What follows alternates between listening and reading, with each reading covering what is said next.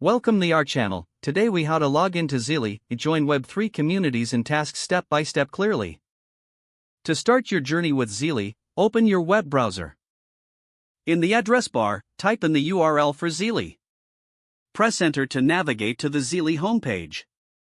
Once the page loads, look for the login option, typically located at the top right corner. Click on the login button. You will be directed to the login page. Here, you can enter your credentials. If you already have an account, input your registered email address. Next, enter your password in the designated field. After entering your credentials, check for a Remember Me option if you want to save your login details for future visits. If everything looks correct, click the Login button to proceed. In case you've forgotten your password, click on the Forgot Password link. Follow the prompts to reset your password. Once logged in, familiarize yourself with the dashboard. Browse through the different Web3 communities available on the platform. Explore the tasks and activities you can participate in. Enjoy connecting and engaging with a vibrant community on Zealy. If the page does not load, refresh the browser or try again in a private or incognito window.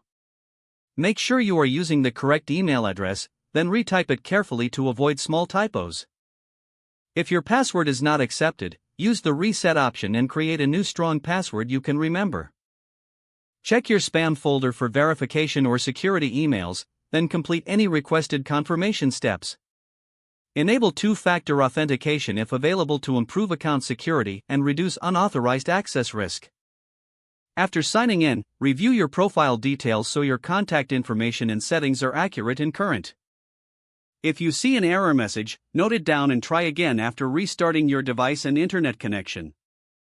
Log out when you finish, especially on shared devices, to keep your account and payment information secure.